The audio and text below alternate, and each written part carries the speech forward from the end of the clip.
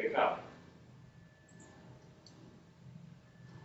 Nah, let's say gini, kalau menggunakan menggunakan enumerasi yang cara di atas,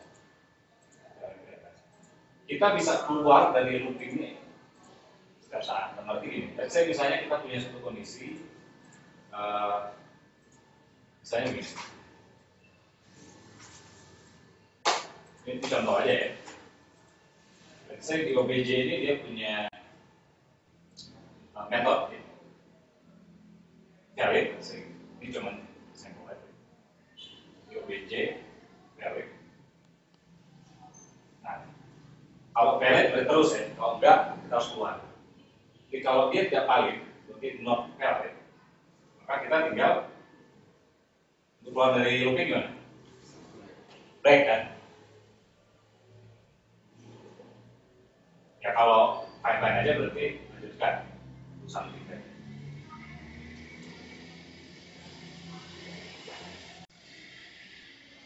Ini nggak perlu di else lagi ya, else nggak perlu karena toh kalau misalnya dia masuk ke kecamatan ini otomatis dia break dan keluar dari itu. Nah, pertanyaannya kalau kita menggunakan block, kapan kita bisa keluar? Kita nggak akan bisa keluar kalau kelihatannya kayak gini ya, sampai selesai semua elemen di enumerate. Makanya di sini perlu ada scope ini. Jadi dengan menggunakan scope, kita bisa, let's say kita bisa pasang code di sini seperti tadi. Ya. Jadi if tidak OBJ valid,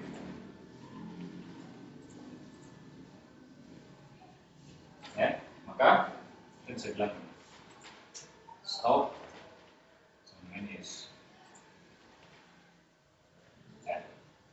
Else, tapi ini harus pakai else, lanjutkan yang ini.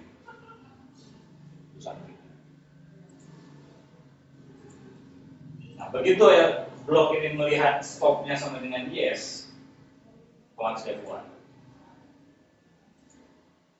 Ya.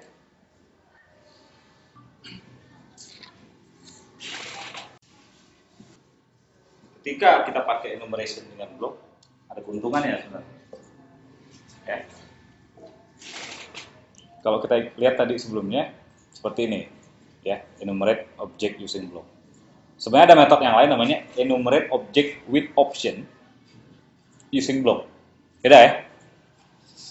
Beda kan? Enumerate object using block. Kalau ini enumerate object with option using block. Optionnya ini apa? Optionnya itu sebuah enumeration ya. Kita bisa passing either NS enumeration reverse atau NS operation concurrent. So, dari sini kelihatan bahwa kalau kita passing, gini, enumerasi itu defaultnya pasti berurutan, ya, dari indeks ke 0 sampai indeks ke terakhir. Yang namanya array kan terjamin keurutannya.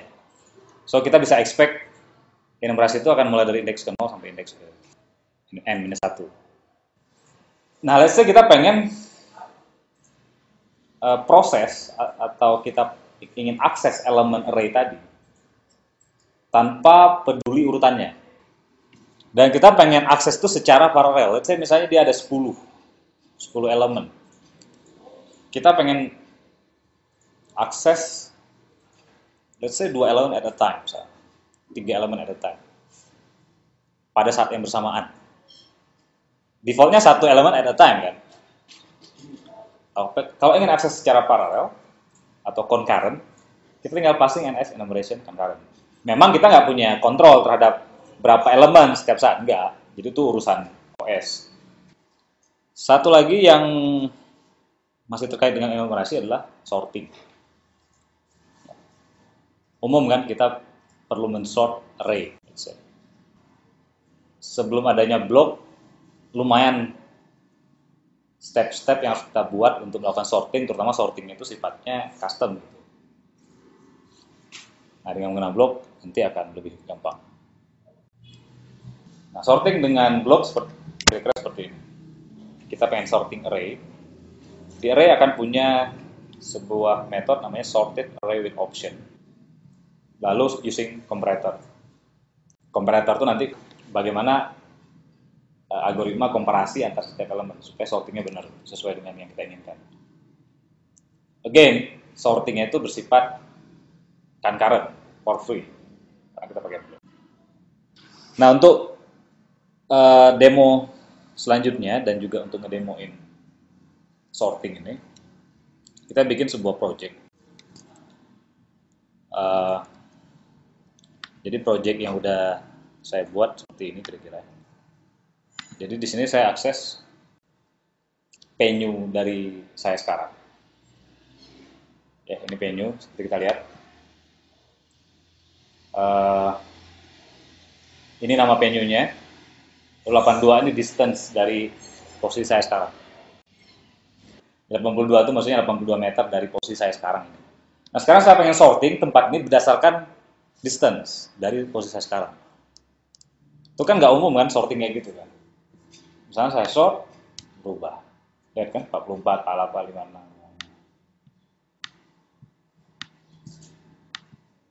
56. Sort kan. Oke.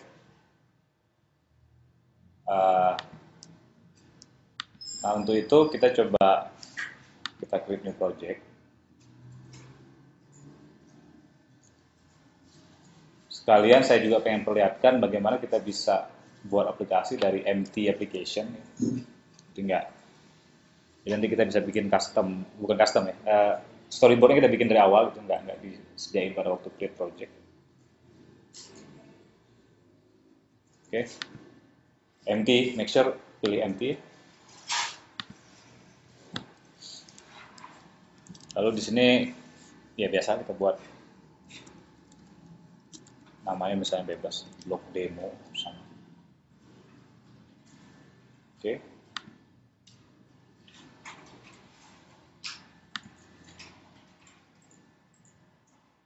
Kita udah punya seperti ini.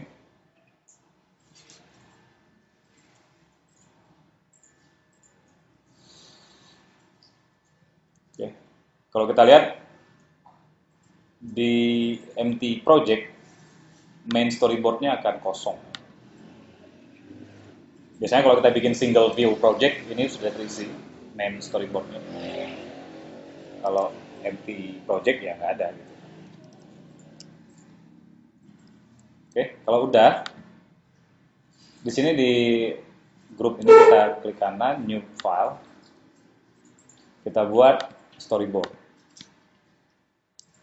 Di user interface, storyboard, oke, udah, next, kita buat namanya bebas, let's say saya kasih nama main storyboard, bebas namanya, nggak harus. Nah, di sini kita punya storyboard kosong, ya. Lalu kita add the first view controller. First view controllernya kita pakai table view controller, ini biar gampang.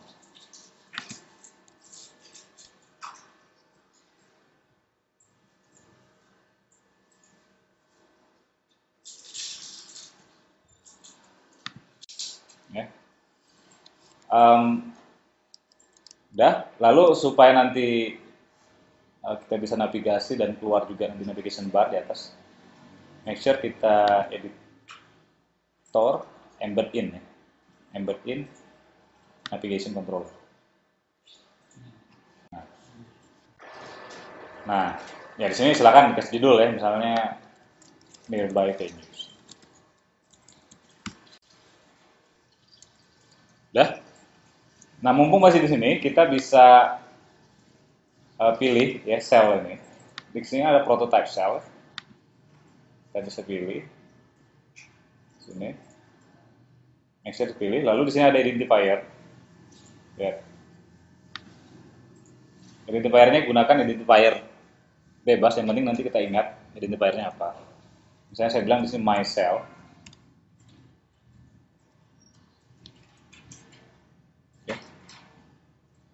Dan stylesnya di sini untuk gampangnya kita pakai subtitle. Yang kita buat sekarang ini kan baru untuk UI. Kita perlu bikin config class untuk table view controller. So di sini lagi kita new file. Lalu kita pilih perkuat touch Objective-C class. Oke. Nah, di sini make sure subclass-nya itu adalah UI table view controller. Ya, kalau misalnya belum, cari aja UI table view, nah itu otomatis dia atau komplit. Nama kelasnya bebas. Let's say saya kasih nama nearby venues gitu, view controller. Udah, save ya. Nah sekarang kita perlu asosiasikan antara view controller yang ada di storyboard ini dengan kelas yang barusan kita buat. Ya. Nah untuk itu coba klik di sini, di let's say di status bar ini, sampai ke select semuanya ya. Coba udah ke select belum semuanya? Terus masuk ke ini Identity Inspector. Identity Inspector udah tampilan ini. Nah, ubah kelasnya menjadi Nearby Venue View Controller.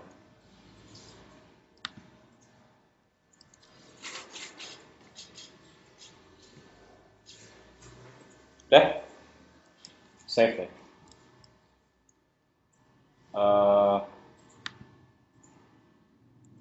Nah, untuk make sure juga bahwa controller ini akan pertama kali dipanggil, kita harus set yang ini sebagai initial view controller.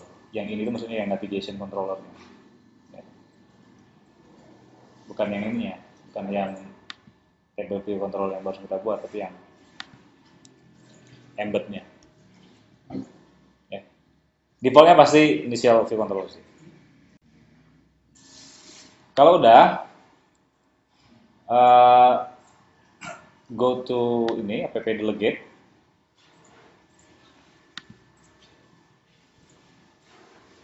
Nanti yang bagian ini buang aja ya, supaya nanti kita pakai storyboard untuk UI-nya.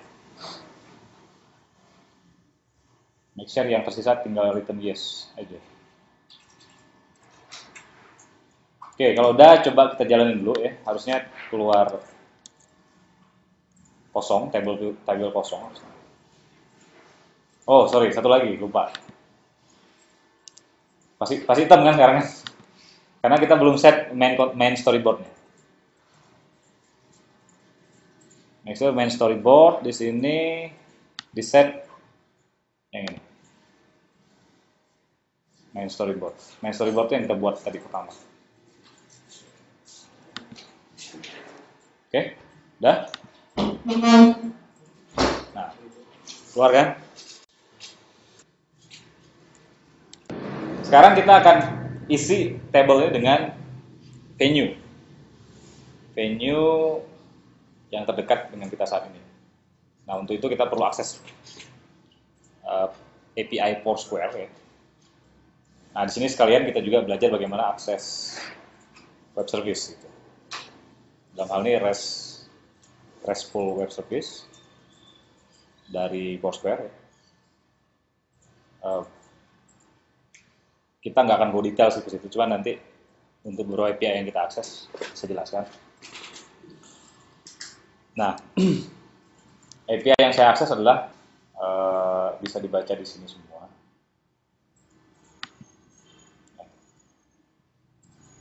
Khusus untuk searching venues, nearby venues itu ada di sini. API endpoint. Ini ada di developer foursquare.com ya. Masuk ke API endpoint. Lalu di sini ada venues, search. Nah, di sini kita bisa lihat parameter dari API ya. Nah, yang required-nya itu adalah LL. Di sini parameter LL itu adalah latitude longitude dari posisi kita saat ini. Jadi Foursquare tahu gitu loh. Yang terdekat dari latitude longitude kita saat ini itu venue apa aja. Oke. Okay? Nah, untuk memperlihatkan ini ya. Nah, saya bisa request kayak gini ya. Jadi venue, search, LL, ini tuh adalah posisi kita saat ini. Ya. Ini kalau saya send, nah ini returnnya. Ya, ini return berupa JSON dari Foursquare. Tinggal kita parsing ini, which is nanti gampang nge-parsingnya. Terus kita tampilin ke table tadi. Idenya aja dulu, dapat nggak? Jadi akses API search venue, dapat JSON kita parsing, tampilkan ke table view. Oke, kita akan akses ini tanpa multi-threading ya. Artinya nanti pasti secara UI akan blocking, akan hitam dulu gitu. Habis itu nanti kita baru optimize dengan multi-threading. So, sayangnya ini dia perlu client ID dan client secret. Jadi nggak cukup LL doang. Dan ID client secret ini kita harus register app di Foursquare. Ya. Kalau belum punya Foursquare, ini harus login dulu ya. Login Foursquare, lalu nanti register app. Habis itu kita akan dapat client ID dan client secret. Nah, make sure nanti pakai client ID ini dan client secret ini untuk aplikasi kita. Ya, untuk dipasing sebagai parameter. Client ID, client secret. Kita akan dapat JSON kayak gini. Ini saya jelasin dulu ya ini strukturnya. Yang perlu kita lihat nanti ada response di sini. Ada key response, lalu ada groups, lalu ada groups yang pertama tuh biasanya defaultnya nearby. Grup yang lain biasanya ada special dan lain-lain. Jadi kita harus make sure ambil yang pertama, grup yang pertama which is nearby. Lalu setelah itu ada items. Nah, items ini adalah venue-nya atau tempat places-nya ya. Ya, kalau kita lihat ada sekitar 30 ya, by default. Nah, lalu dari sebuah item kita lihat ya, again itemnya adalah venue. Kita bisa lihat ada nama, name. Ya. Kita bisa lihat ada name di sini. Ya, ini name yang kita mau tampilkan. Dan yang kedua yang kita perlu akses adalah distance. Jadi location, ya, di key location nanti ada key distance. Nah, value itu adalah ya distance dari titik kita sekarang. Nah, itu yang perlu nanti kita ambil untuk kita lakukan sorting. Oke. So, sekarang bagaimana kita bisa akses atau ambil JSON tadi? Nah, kita masuk ke kelas controller yang tadi kita buat, nearby venue vController tadi. Udah kesini semua. Saya akan buat metode, misalnya load nearby venues. Oke.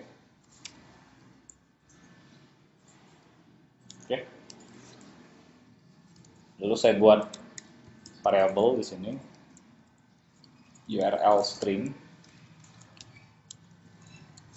Ini URL tadi, string URL yang barusan tadi. Ada ya. Jadi again di sini kita pakai API Foursquare, kita akses endpoint search, venue, ya, venue search, parameternya LL, lalu ada client ID dan client secret. Nah, make sure nanti kalau mau bikin aplikasi ini, tinggal bikin aplikasi di Foursquare-nya juga ya. Oke. Kalau udah, Saya buat URL di sini, ns URL with string. Oke.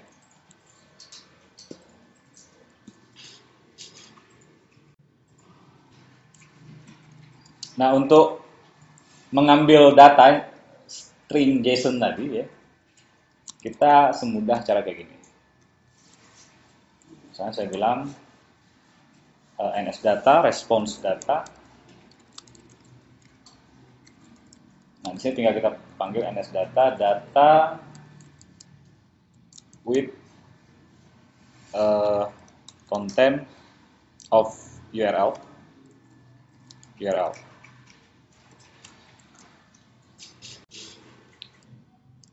Ya, string ini tadi itu akan ditampung oleh response data ini. Tapi bentuknya ini masih binary. Gitu. Nah, misalnya sekarang kita mau nampilin dulu stringnya ya, tanpa kita parsing terlebih dahulu. Kita tampilin aja dulu, atau kita ambil dulu stringnya. Saya bisa cara kayak gini, misalnya response string. Saya tinggal bilang sini string alloc init with with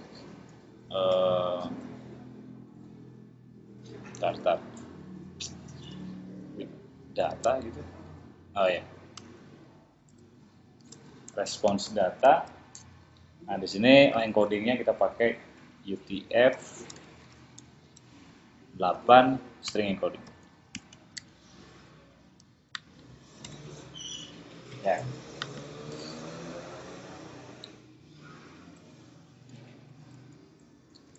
Nah, di sini saya pengen cuma tampilin di log aja. Response.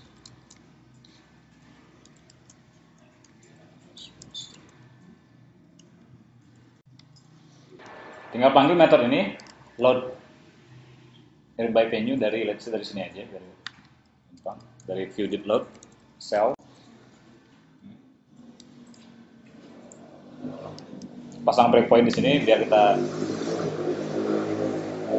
bisa lihat konten response string. Saya jalanin dulu ya. Oke. Di sini kita lihat responnya udah ada. Nah, kalau kita lihat di sini response string itu akan isinya persis seperti yang tadi. Oke, ini kayaknya ada error ya. Bentar.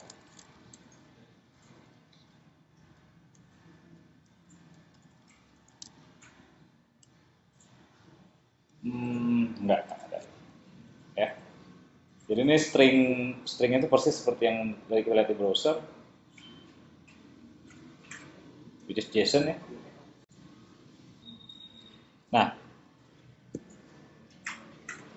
sekarang pertanyaannya kita tinggal parsing, bagaimana kita parsing response string ini menjadi objek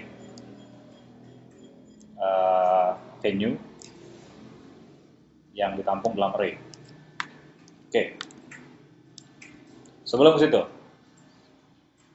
saya pengen buat properti di sini. Saya buat properti. Saya bilang di sini retain property non-atomic ns array. Namanya nearby venues.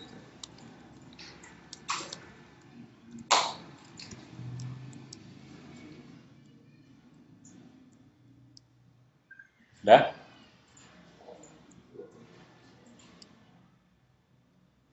Terus karena optionally kita bisa define ya di sini synthesize nearby venues underscore nearby venues. Kalau enggak apa-apa, defaultnya seperti itu. Karena kita define property, maka kita harus bikin di alloc di sini, which is belum ada tadi ya. Untuk merilis nearby venues ini.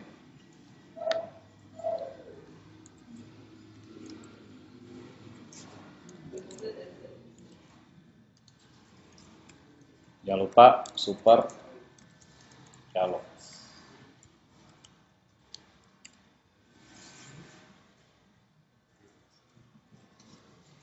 Nah, jadi yang kita tambahin tadi properti ini, ya, terus synthesize sama dialog, metode dialog. Next, kita udah punya properti nearby venues, so hasil parsing dari JSON sebagai return dari Foursquare itu akan kita tampung ya, di nearby venues tadi. Nah, pertanyaannya gimana kita ngeparsingnya? Nah, saya nggak perlu string ini. Jadi yang saya perlu lakukan langsung, oke sebelum ke situ. Kalau kita lihat, responnya kan kayak gini tadi ya. Ada meta, ada response, terus ada group, dan seterusnya ya, items.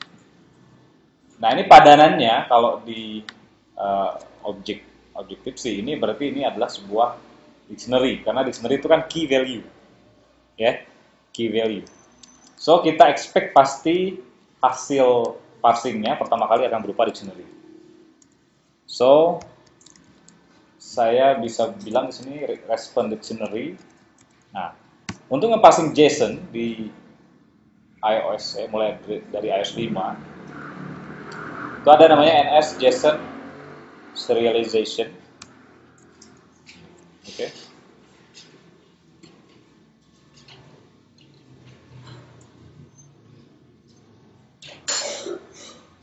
Dah.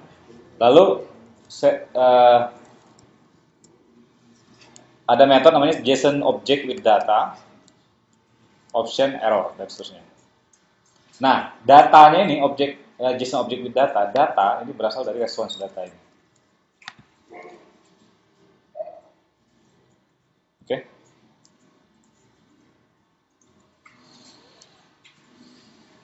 Lalu reading option ini kita bisa set misalnya bebas ya. Misalnya ini mutable container, let's say. Lalu error ini kita bisa set nil. In real world kita harus handle errornya ya, maksudnya kalau ternyata responsnya bukan JSON atau parsingnya gagal ya dia akan passing ke error ini tadi. Kalau kita mau handle error ini gampang sih. Kita tinggal bikin variabel namanya ns error, parse error, slice dengan nil. Nah, supaya errornya nanti akan di passing, kita tinggal passing by reference.